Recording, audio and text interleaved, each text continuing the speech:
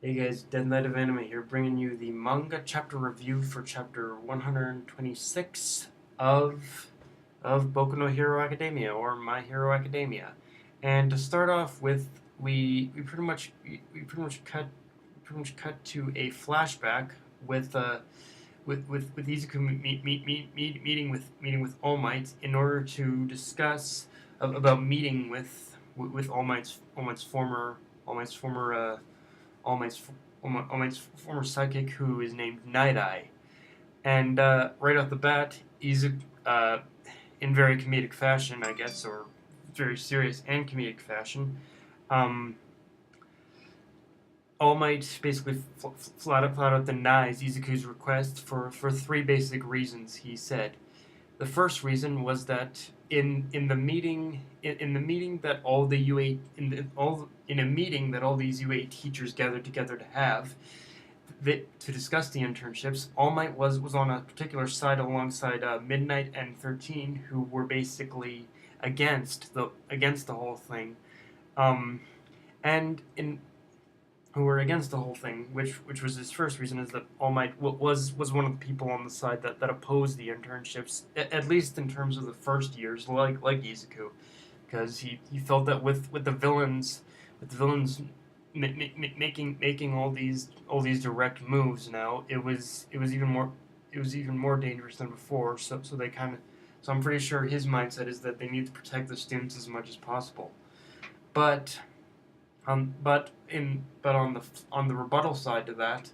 um, we from what Aizawa says in the beginning, he says that they're willing to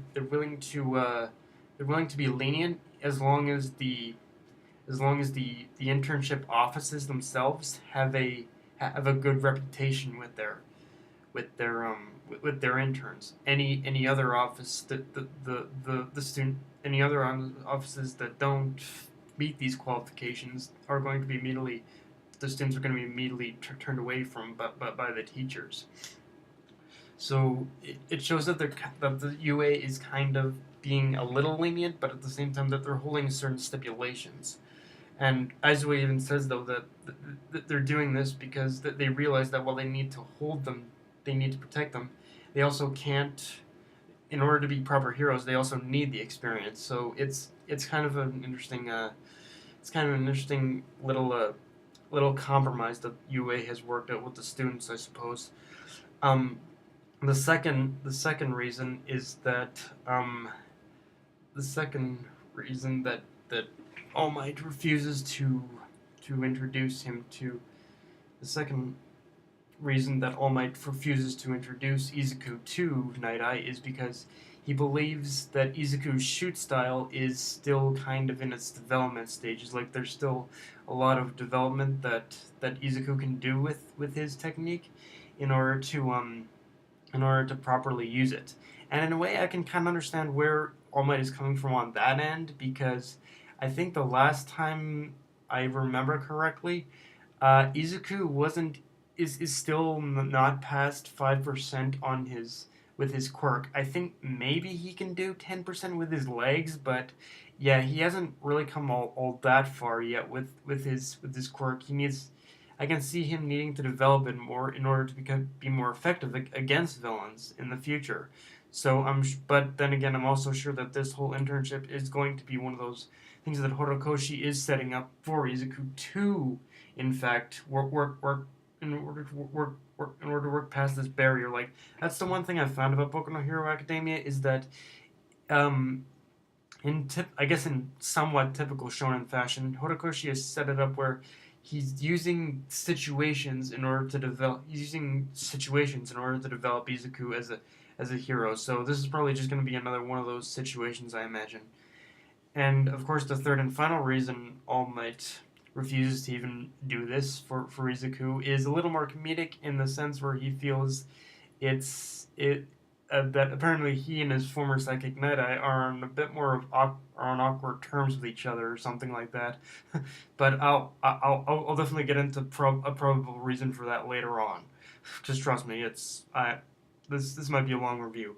So yeah, but yeah, those are the three reasons that that in that flashback that All Might gave for why he won't introduce him to NightEye. But we then cut back to present day where All Might is meeting with of course Izuku and Mirio, where it's revealed that even though All Might refuses to introduce Izuku to NightEye, apparently are apparently Mirio has in fact been talking to all has in fact been working for NightEye apparently, which is kind of like, okay, I'm not willing to do it, but Mirio here has the connection to do it. So, and of course, and of course, when that whole thing comes up, of course, Mirio jumps right at the chance, saying, "Yeah, I'll introduce him to NightEye, no problem whatsoever." However, I have the question, Izuku, what kind of hero do you want to be? And Izuku basically says, "I want to be a hero who can protect anyone, anytime." Basically, is what he wants most of all to be. So it's kind of developing Izuku. It's kind of developing Izuku because he was looking back on everything that has happened. Everyone who's tried to help him or talk him down from doing things, and then he realized that he needs to develop as a hero now. So he needs to rise to the challenge for the most part. Um, and after and of course, after Izuku is after Mirio and Izuku agree that Izuku can meet Night-Eye, then we're then we then get a little insight into what All Might is thinking at the time, that immediately after Izuku says that he still wants to do it, he still wants to intern for Night-Eye, which is that apparently in the past, apparently Mirio himself was actually, even before All Might met Izuku, apparently Mirio was actually the top, was of course, like it was previously said, he was in fact a contender for first to become the next symbol of peace, or the next number one hero.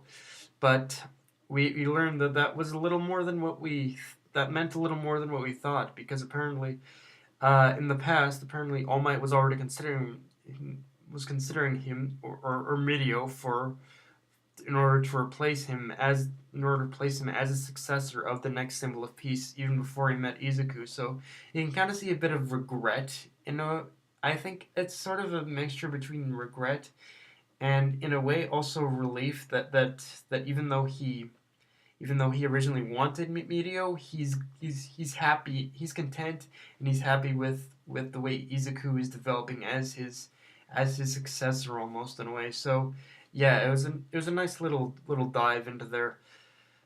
Oh, after that, after that we skip to next day, where I swear to fucking God, I kid you not, like, oh my God, Mineta, bro, this little bastard is a fucking savage.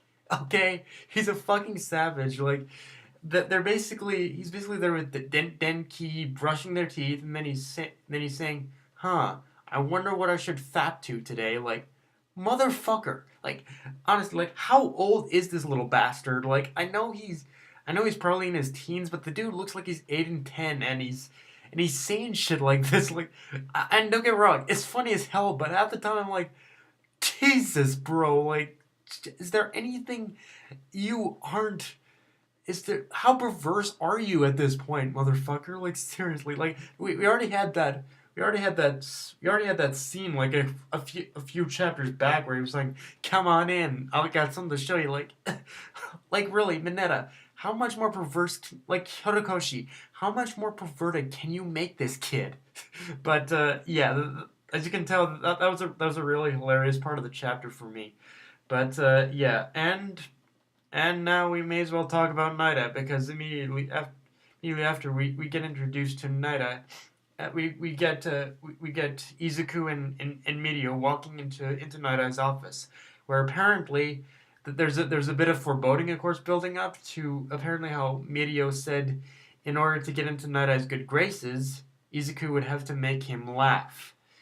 And again, Horikoshi. Uh, it's it's strange as hell because this whole chapter was building up how much of a, in a way, how much of a badass NightEye was. But then when he's finally revealed, he reveals to be a fucking like what tickle fetishist or a fucking humor fetishist or some or he's just a fetishist or something. I'm not even sure. Like it was fucking hilarious to see him like tickling I guess his one of his interns or one of the people working for him. But it was like, yeah, Night Eye is fucking insane, but Night Eye is fucking hilarious in the fact that he's such a fetishist. But it I think there is a serious side to him as there is of course I think a serious side to him as well because at the end of the chapter when Izuku tried to make him laugh by mimicking All Might's features and whatnot, he said, "Are you trying to make fun of All Might?" Now, I'm gonna be fair here. This could easily just kind of flip on its head in the next page in which Izuku's panicking and then Night Eye laughs his ass off at that, or it could basically be where like it said has he blown his chances already? So it's going to be interesting to see if he's blown his chances already with that little imitation of All Might's face, or if Night Eye actually thought that was funny. So it's kind of a so situation right now. But yeah, guys, this overall, I'd say this was just a great chapter. A lot of build up and a lot of comedy to it. Honestly, like it was it was a lot of build up and even more a lot of intense build up. A lot of understanding of where UA is at in terms of what they think of where their students are at and where they should be right now, and of course just great and great comedy and great build up overall to an awesome chapter. But yeah, guys, don't I want to hear what you guys think. What did you think of this chapter? Did you like it? Did you hate it? Did you laugh your ass off at it? But yeah, that's my review, guys. Like, comment, subscribe, or follow me on Twitter and Facebook. Death Knight of Anime, signing off. See you later, guys.